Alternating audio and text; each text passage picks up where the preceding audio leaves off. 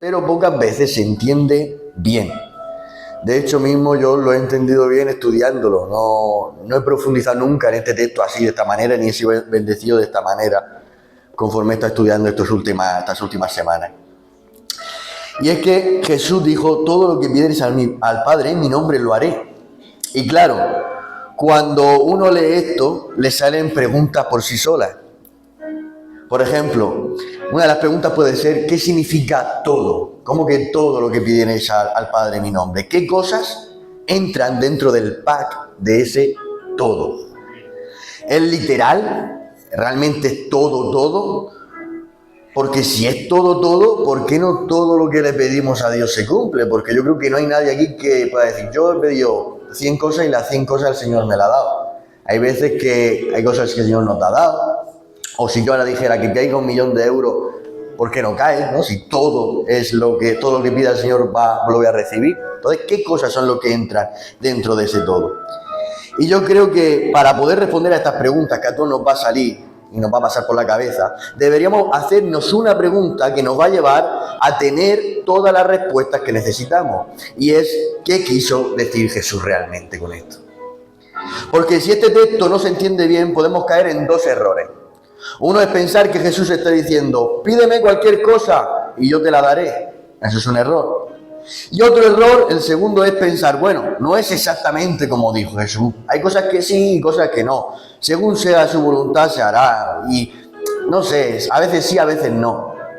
Eso tampoco es. Porque esta oración no es un tanteo de pedir algo y esperar a ver si es su voluntad o no. Esta oración es una oración que se pide con seguridad, una oración que el creyente ya sabe de antemano que es su voluntad, y por eso es que tiene la certeza de que Jesús lo hará. Entonces, tanto pensar que cualquier cosa que pidas la vas a recibir, como pensar que Jesús no se refería literalmente a todo, es un error al interpretar este versículo. Y entonces te dirás: si no es una cosa ni es la otra, ¿qué es lo correcto?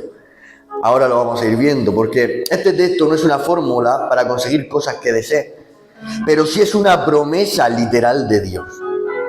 Es una oración que, si la hacemos de una manera que ahora más adelante vamos a ir viendo, es muy probable, y digo probable por suavizarlo, pero para mí diría que es seguro que al pedir la recibamos. A esta oración que nos incitó Cristo, yo le llamaría, por ejemplo, la oración eficaz. Y tal vez me pase un poco, pero es como lo he puesto en el mensaje, yo le llamaría la oración infalible, porque es muy difícil. Yo ya te lo he dicho, he experimentado esto en la vida cotidiana, en la práctica. Cada vez que he orado de esta manera, nunca me ha fallado. Nunca he pedido y no he recibido cuando he orado de esta forma. Porque este texto está envuelto en una enseñanza de Jesús. Esta oración que el Señor está hablando está envuelto en una enseñanza de Jesús a los discípulos sobre cómo continuaría su obra en nosotros. Y cuando entendemos eso, vamos a entender mejor qué es orar en su nombre. En la predicación de hoy quiero explicar un poco qué es orar en el nombre de Jesús, qué cosas se encajan dentro de esa promesa de oración, de recibirlo todo. Y entenderemos también por qué unas oraciones tienen más seguridad que otras cuando las hacemos. Y vamos a ver que el final de todo esto, es decir, la conclusión del mensaje de la oración, no es disfrutar del poder de Dios para nuestros deseos, sino poder glorificar a Dios con nuestra vida. El contexto del que Jesús habló lo acabo de decir. Jesús está en sus últimas horas antes de ir a la cruz. Está con sus discípulos preparándolos para su partida. Jesús iba a morir a la cruz y ya no iba a estar más con ellos. Y les está enseñando cómo van a seguir cuando Él ya no esté físicamente con los discípulos. Ese es el ambiente del pasaje. Entonces la pregunta y a la misma vez el miedo que tenían los discípulos era obvio. Si tú te vas, ¿cómo seguimos nosotros? ¿Cómo llevamos esta lía que has hecho? Porque la estás liando, todos te conocen, te has hecho hasta famoso. ¿Cómo continuamos nosotros con esto, sin ti? Y eso ya cambia mucho como se lee Juan 14:13. Porque Jesús va a responder ante la necesidad real que iban a tener los discípulos en Cristo. Entonces la pregunta que tenemos es: ¿cómo continuaría la obra que empezó Cristo con los discípulos cuando Él ya no estuviera con ellos físicamente? Aquí aparece la oración. Porque el motivo de que Jesús dijera: todo lo que pidieres al Padre en mi nombre lo haré, el motivo, la respuesta, está en el versículo anterior, el versículo que he leído yo, el verso 12. El que en mí cree, las obras que yo hago, Él las hará también. Amén. Ahí está la clave, porque el motivo de que nosotros le pidamos muchas cosas al Señor y todas sin excepción el Señor nos las conceda, ¿sabes para qué? Para que haga las obras que Él hizo. Amén. Gloria a su nombre. Jesús le estaba diciendo a los discípulos, mi obra no se va a terminar, que estáis pensando porque yo me voy, ya se ha terminado mi obra. No, mi obra no se te va a terminar. Él estaba preparando a los discípulos para entender eso. Yo me voy, pero vosotros vais a seguir haciendo mi obra. Yo me voy, pero vosotros vais a seguir mostrando mi carácter en el mundo. Yo me voy, pero seguiréis predicando el mensaje que yo he estado predicando. El mensaje va a continuar, pasen 2000 años como estamos hoy, va a continuar siguiendo intacto. Los tiempos siempre van a cambiar y tendréis que predicar siempre en contra de todas las culturas del mundo. Y eso os llevará a tener consecuencias, persecuciones. Pero por medio de la oración en mi nombre, pediréis cualquier cosa que necesitéis y la recibiréis para hacer las obras que yo he hecho. Amén. Entonces aquí tenemos ya algo que nos va a eliminar muchas preguntas en Juan 14:13. De que todo lo que pidáis en mi nombre no es una promesa general para recibir cualquier deseo humano. Es una promesa, sí, pero dada en el contexto del deseo de aquel que quiere la continuidad de la obra de Cristo en nosotros. Amén. Aleluya. Y si somos específicos, en momentos de dificultad, en momentos donde somos débiles, en momentos donde no tenemos la capacidad para hacer las obras que Jesús hizo y solamente vamos a sacar las obras que nosotros podemos hacer. Porque Jesús iba a ser entregado a la cruz y después de todo eso, las cosas se complicarían para los discípulos. Unos huirían, Pedro lo negaría, Tomás no creería aun viéndolo resucitado. Y en nuestros días esta promesa sigue estando vigente.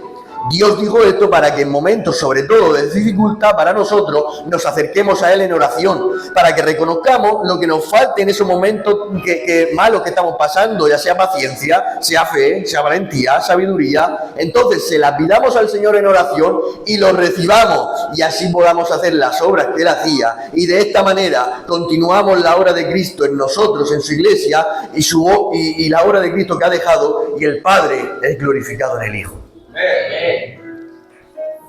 Gloria a su nombre. Ahora bien, quiero aclarar algo, y es que no estoy diciendo que la obra de Cristo continuó por la oración. Jesús aquí está enfatizando la oración como un medio práctico, algo, una acción que debía ser recurrente en los discípulos, por el cual los discípulos iban a depender de Él para continuar su obra. Y ese medio, como estamos viendo, es la oración en su nombre. Pero la obra de Cristo, como todos sabemos, iglesia, continúa por la presencia y el poder del Espíritu Santo en los discípulos y hoy en día en nosotros, la iglesia. Pero aquí en Juan 14:13, que es el texto que estoy predicando, Jesús todavía no está explicando el papel del Espíritu Santo. Eso lo va a hacer justo después de hablar de la oración. Después de decir esto, Jesús dijo, pero no os dejaré huérfanos. Dice, estaré con vosotros, estaré con ustedes porque enviaré al Espíritu de verdad. Ahí ya sí que estaba hablando de la venida del Espíritu Santo. Pero nuestro verso, que es hasta el 14, está hablando de la oración. A partir del 15 está hablando del Espíritu Santo. Entonces, la promesa de recibir en oración todo lo que pidiera y la promesa del Espíritu Santo son las joyas que Dios les deja a los discípulos cuando está a horas de la cruz. Porque el Espíritu Santo es el poder de Dios operando en el ser humano para formar la imagen de Cristo en él. Y sin el Espíritu Santo, iglesia, esto sería imposible.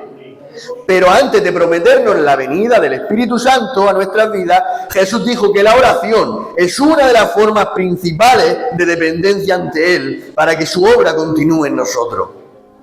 Así que al Espíritu Santo lo tenemos al Espíritu Santo y sin Él su obra no podía continuar.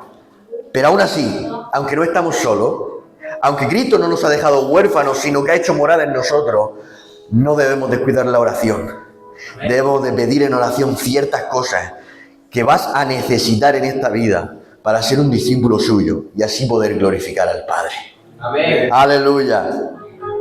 Muchos solo a veces entienden la oración como yo pido algo y Dios me lo da. Pero esta oración está envuelta, como he dicho, ¿a qué? En el servicio de la obra de Cristo. Amén. No está al servicio de algo que yo quisiera, pero no tiene nada que ver con su obra. Entonces, cuando le pidas algo a Dios, piensa, esto te lo digo para que sepas la seguridad que va a tener tu oración. ¿Tiene que ver con su obra lo que estás pidiendo? ¿Esa petición está envuelta con la continuación de su obra en ti? Si es así, entonces puedes coger y ponerle el sello de la seguridad que Jesús dijo. No lo que te estoy diciendo yo, le puedes poner el sello a lo que estás pidiendo de la seguridad que Dios dijo. ¿Qué dijo Jesús? Pedir todo lo que queráis, yo lo haré. Está envuelto en su obra, puedes ponerle el sello de que lo vas a recibir. ¡Aleluya! Amén. Pero si lo que estás pidiendo no tiene nada que ver con que te parezca más a Cristo, con que el Señor siga trabajando y transformándote a su imagen, para que su obra siga continuando en la tierra, entonces Dios podrá hacerlo, pero no puedo permitirme el lujo de coger el sello de la seguridad de Juan 14:13 y decir, lo voy a recibir sí o sí. Porque ese tipo de oración está solamente envuelto para la obra de Cristo. ¡Aleluya! ¡Santo es su nombre! Si no es así, confía en el poder tienes que confiar que sí, que Dios puede hacer lo imposible. Pero ese sello de garantía 100% no se lo podemos adjudicar. Porque aunque Dios pueda hacer lo imposible, nunca se comprometió a concedérnoslo cuando quisiéramos. Él se comprometió a darnos lo que quisiéramos y pidiéramos para poder parecernos más a Él. ¡Aleluya! Y aquí alguien puede preguntar, vale, pero cuando Jesús dijo en el verso 14, si pedéis algo, yo lo haré, ¿qué significa eso? ¿Qué es lo que hace Jesús cuando yo oro? Y esto es bueno aclararlo porque a veces si no se explica bien parece algo abstracto, algo que no se especifica. Cuando Jesús dijo que Él actuaría todo lo que pidamos para que su obra continúe en nosotros, puede ser de cualquier forma. Pero normalmente tendemos a pensar siempre en algo asombroso, algo espectacular. Y no necesariamente tiene que ser algo asombroso, algo que nos deje impactados, algo milagroso, no tiene por qué ser así. Significa que cuando tú oras, enfocando tu oración a su obra, Él puede darte, por ejemplo, valentía, confianza para hablar de Él a otros. En Hechos capítulo 4 lo vemos, los discípulos fueron amenazados por testificar de Cristo. Y ellos oraron en el nombre de Jesús diciendo, Señor, danos palabra con confianza ante sus amenazas, porque vamos a seguir testificando de ti, Señor. ¿Se dais cuenta? Una persona cristiana que verdaderamente no es discípulo y no ama a Dios, ¿sabe lo que diría? Señor, reprendo las amenazas y que las amenazas se vayan, así puedo predicar más a gusto. Pero los discípulos dicen, no voy a orar para que quite la circunstancia, voy a orar para que aunque esté la circunstancia, Dios me capacite en algo que yo no tengo, que es hablar con facilidad y así pueda testificar de tu palabra, Señor, porque no me importa la situación, me importa que tú me capacites en algo que yo no estoy capacitado para darte a ti la gloria. ¿Te dais cuenta? Si hubieran dicho, quita las amenazas, esa oración poca seguridad va a tener. Pero dicen eso y te aseguro yo, 100%, es que a mí cuando yo he hecho, hay oraciones que yo no he recibido. He dicho al principio, aquí todos hemos fallado, yo he fallado en oraciones, pero porque no han sido así. Las que han sido así las he analizado, cuando estudié este mensaje digo, pues no falló ni una. Porque esto lo que dice la Biblia no es un cuento, es verdad. Si tú eres de esta forma, te aseguro que Dios no te va a dejar solo, te aseguro que Dios te va a conceder lo que le estás pidiendo, como hizo aquí en Hechos 4 a los discípulos. ¡Aleluya! Esa oración, como he dicho al principio, es muy difícil que Dios no la conceda. Oraciones como estas son infalibles. Dios puede darte sabiduría. Salomón la pidió y le dio eso, y lo que no pidió, porque pidió también. Santiago dice, y si a alguno de ustedes le falta sabiduría, que se la pida a Dios, quien da a todos, abundantemente y sin reproche. Santiago habla con mucha seguridad, nos transmite como una oración que es pedirla y recibirla. De hecho dice, si alguno, o sea, cualquiera, os falta sabiduría, pedírsela a Dios, ir rápido, que se la da a todo, sin excepción, con abundancia, sin reproche. Oraciones como estas son infalibles. Yo creo en un Dios que si yo no tengo sabiduría para cómo actuar en una situación y poder serle fiel y ser santo, yo no la tendré, pero Dios me la concederá para poderle yo ser fiel. Y eso estoy 100% seguro que Dios me lo dará.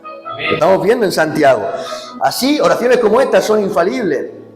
Y así con muchas cosas más. Dios actúa en este tipo de oraciones. Jesús hace en ti y a través de ti lo que tú no puedes producir por ti mismo. Eso es milagroso. Aunque tal vez no sea el tipo de milagro que muchas veces queremos. Pero luego tú obviamente tendrás que actuar. Porque la oración, eso también te lo digo, nunca va a sustituir lo que tú tienes que producir por ti mismo, el actuar. La oración nunca va a sustituir la obediencia. Tú tienes que orar para ser capacitado. Las oraciones de este tipo te capacitan para obedecer. pero tienes que ser tú el que decida de actuar y obedecer. Santo es su nombre. La oración no sustituye a la obediencia. Entonces lo que hace Jesús es que con esta oración que te estoy predicando te da la capacidad en aquello que te falta y hace posible tu obediencia. Y también quiero explicar, como he dicho, qué significa orar en su nombre. Porque aquí hay mucha confusión. Muchas personas creen que pedir en el nombre de Jesús es simplemente acabar las oraciones que hacemos y decir, en el nombre de Jesús, amén. Pero no es eso lo que Jesús quiso decir. Pedir en su nombre no es una fórmula secreta, es pedir algo, ¿vale? No es una fórmula secreta, una cosa que tienes tú como muleta, no es eso lo que pedir en el nombre de Jesús, sino es pedir algo que a Él lo representa. Es decir, pedir alineado con su carácter, pedir alineado con su misión, pedir alineado con su voluntad. Y a veces pedimos más en nuestro nombre que en el nombre de Jesús. Porque a pesar de que terminamos diciendo en nuestras oraciones, en el nombre de Jesús, si analizamos la frase que previamente hemos hecho, nos suele representar más a nosotros que a Jesús. Amén. Entonces, si la oración que yo he hecho representa mis deseos aquí en la tierra, representa más mi carácter, mi personalidad, y luego digo, en el nombre de Jesús, he dicho en el nombre de Jesús, pero la oración es en el nombre del José, no en el nombre de Jesús, porque la oración me ha representado a mí. Pero cuando oro de una manera que representa el carácter de Dios, entonces estoy orando en el nombre de Jesús. ¡Aleluya! Y aquí ya empezamos a entender qué tipo de cosas entran dentro de ese todo lo que pidamos. Porque el todo, iglesia, y quiero que escuches esto, el todo, ¿saben qué está condicionado? Va condicionado a algo. El todo que dijo Jesús está condicionado en su nombre. Entonces Jesús no está diciendo, todo lo que tú quieras yo te lo daré. Él no está diciendo que pidas lo que te representa a ti, que era el primer error que había dicho que podemos caer. Él está diciendo, todo lo que pidáis representándome a mí, alineados conmigo y dentro de la continuación de mi obra en la tierra, yo lo haré. Pedir todo es obvio, es literal, sí, pero todo va condicionado a su nombre, todo lo que a Él le represente. Lo cual nos aleja del segundo error, que era pensar, no será muy confiable, a veces sí, a veces no, a veces sí, a veces no. Es siempre. Si oramos de esta forma, siempre Dios nos la va a conceder. ¡Gloria a Dios! Amén. ¿Sabes cuál es el problema? Que esta oración que te estoy predicando hoy es una oración que solo ilusiona a los que verdaderamente le aman. A los que verdaderamente son discípulos. Porque tú te imaginas a Jesús explicándole esta forma de orar, David, a los que querían, a los que seguían a Jesús porque multiplicaba la comida. ¿Tú te imaginas explicándole a eso este tipo de oración? Ellos se decepcionarían. Y dirán, ay, pues si es una oración que flipa, es pedirle y recibir al 100% todo lo que pidamos al Señor. Si eso te genera, claro, pero condicionado a su nombre, a lo que Él representa, no lo que me representa a mí. Porque a la multitud lo que representaba era comida y bebida gratis. Claro, entonces eso, a las multitudes que siguen a Jesús, no les ilusiona ese tipo de oración.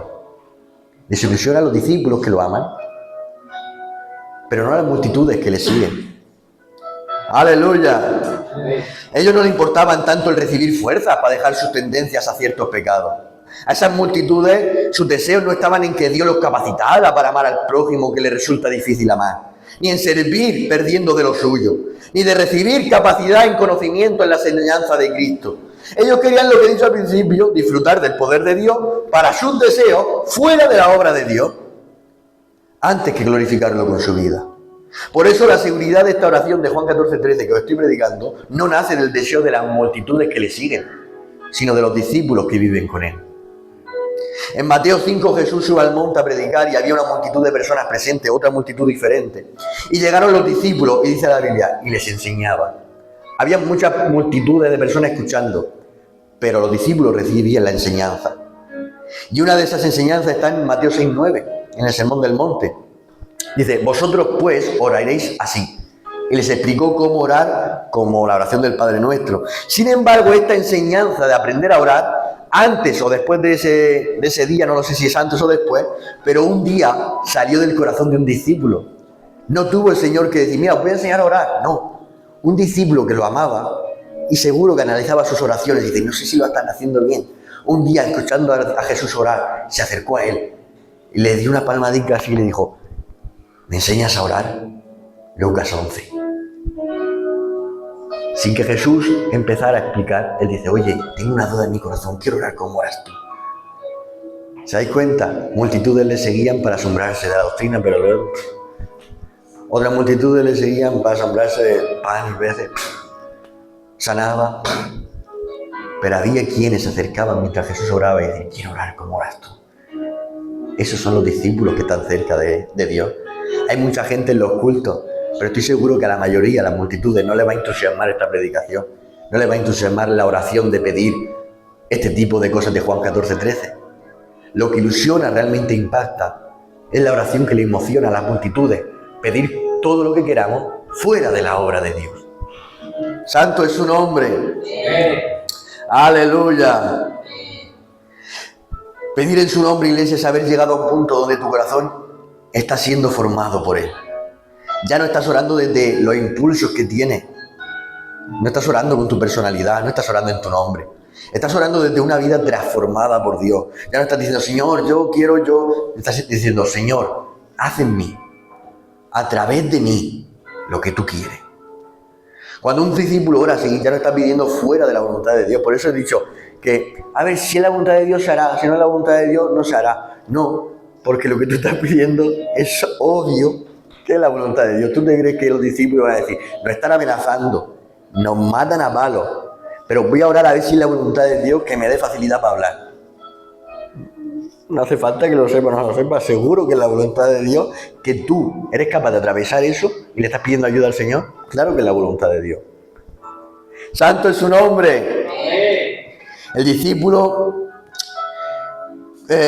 cuando ora, ya no está intentando convencer a Dios de algo, de quiero esto, sino que está colaborando con Dios porque Dios quiere tu vida transformada, hacerte más santo cada día, más parecido a Él cada día. Entonces, tú no le estás convenciendo de quiero esto, no, le estás colaborando con Él. Yo también quiero lo que tú quieres conmigo.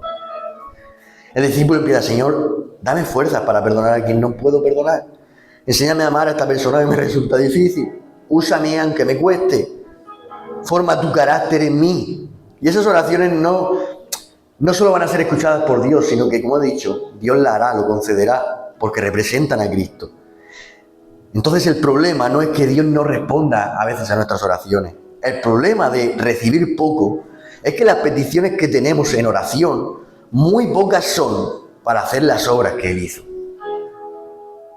Porque seamos honestos, si pudiéramos decir un porcentaje de cuántas de nuestras peticiones son para decir, Señor, quiero hacer esto como tú hacías, ¿qué porcentaje de nuestras oraciones son así?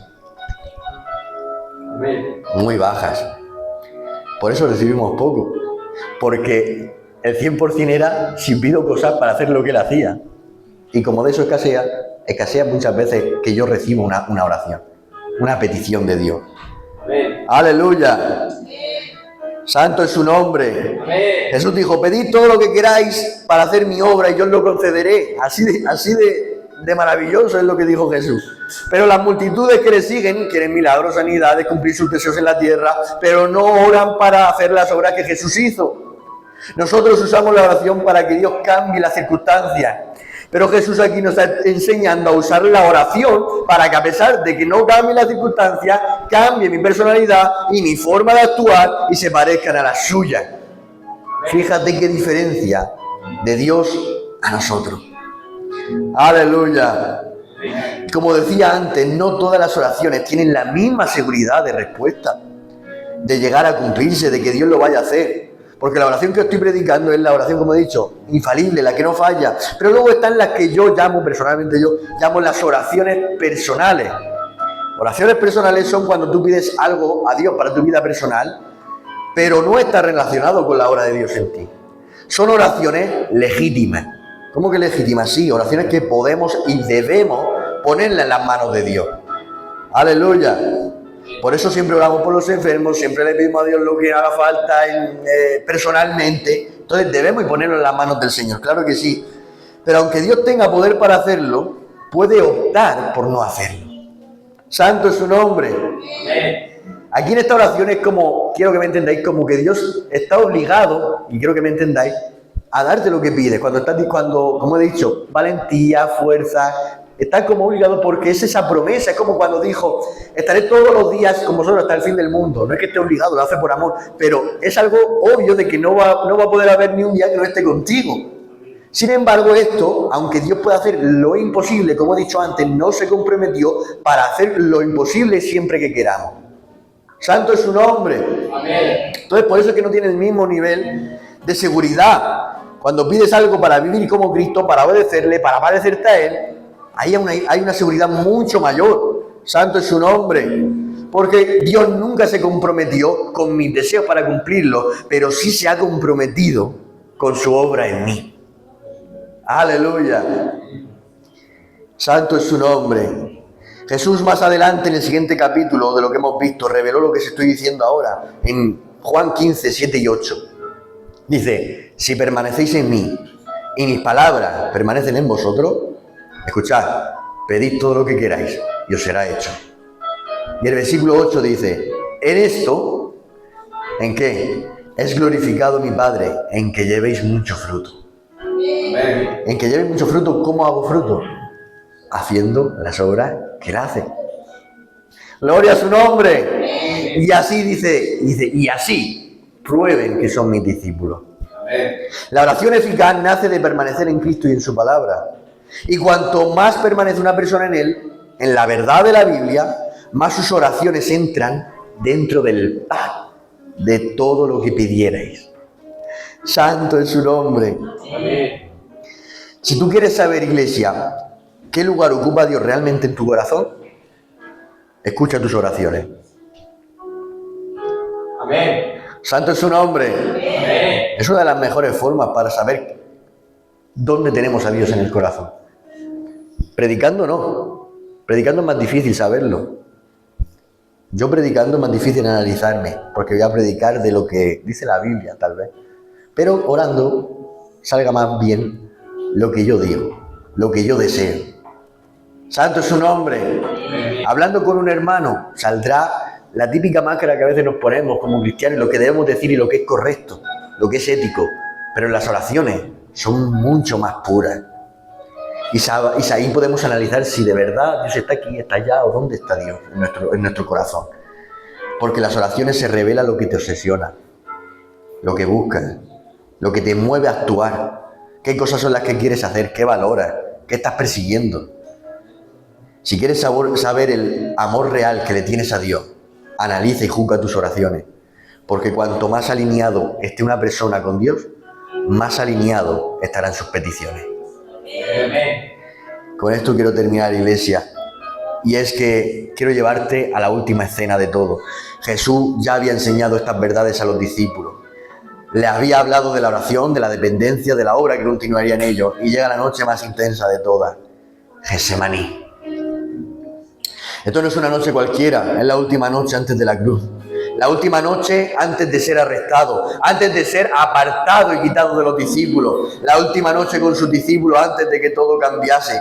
Y Getsemaní no era solo un lugar de dolor y de sufrimiento, sino que era el escenario perfecto para poner en práctica todo lo que Jesús le había enseñado. Era la noche perfecta donde la oración infalible que les dijo en Juan 14:13 tenían que haberla puesto en práctica. La noche donde debían decir, Señor, necesitamos fuerza para lo que nos viene, necesitamos valentía, necesitamos fe para no fallar cuando llegue la presión, necesitamos ser capacitados para tu obra, para que tu obra continúe en nosotros, porque cuando decía yo me voy, somos sentimentales todos, dicen, si tú eres el mejor, si tú eres el maestro, ¿cómo vamos a seguir sin ti? Y estaban todos llorando, ay, no te vayas, y Pedro decía, ay, no, que tú no puedes ir, hay cualquier cosa que te decía, apártate de mí, Satanás, todos estaban muy sentimentales, pero ahora llega Getsemaní, la última noche, y ahí tenían que haber puesto en práctica lo que Jesús le estaba enseñando. ¿Y ahora qué? Ahora duermen. Santo es su nombre. No oraron, se cansaron, se rindieron. Te voy a decir algo, ten cuidado porque a veces hace falta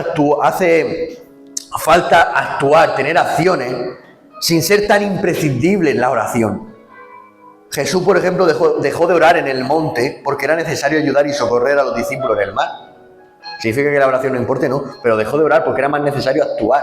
A veces es más necesario actuar que decir, voy a ponerlo en oración. No, ayuda, socorre, en vez de orar. A veces es más imprescindible eso. Santo es su nombre, pero nosotros ahí ¿qué hacemos? En vez de actuar, que es lo suyo, voy a ponerlo en oración. Y luego al revés, cuando hace falta orar, como los discípulos, porque o si no nos vamos a dar la talla para hacer las obras que Jesús hizo, nuestra carnalidad nos debilita para que por medio de la pereza, del entretenimiento o de cualquier cosa, no oremos. Y ahí es cuando caemos. ¿Te das cuenta? Oramos cuando a veces no es tan importante. Ay, si te hace falta tanto para comer. Lo pondré en oración, que Dios te ayude. No hace falta ayuda y no ores tanto, no hace falta. Pero otras veces hace falta orar, porque si no, no vas a dar la talla, porque no estás capacitado, porque eres débil. Y si haces una oración ahí, todo lo que pidas lo vas a recibir. Vas a ser capacitado para que en ese día no te avergüence el enemigo, para que ese día tu carne no te debilite. Sin embargo, ahí dormimos, ahí nos debilitamos y ya no oramos. Y ahí caemos. Eso es exactamente lo que le pasó a ellos. Pedro lo negó por haber dormido, los discípulos huyeron, la fe se tambaleó, la obediencia de ellos falló, porque no habían pedido lo que necesitaban en ese momento. Sin embargo, nuestro Maestro, que siempre nos está enseñando en todo, Él sí que se mantuvo en pie. Él sí que oró aquella noche. Porque es necesario hacer la oración, que no falla, iglesia, a fin de que seamos discípulos de Cristo, de que podamos traer a Cristo mucho fruto, haciendo las obras que Él hizo. Porque el propósito de tu vida, ¿sabes cuál es? Glorificar al Padre en el Hijo. Que Dios te bendiga. Amén.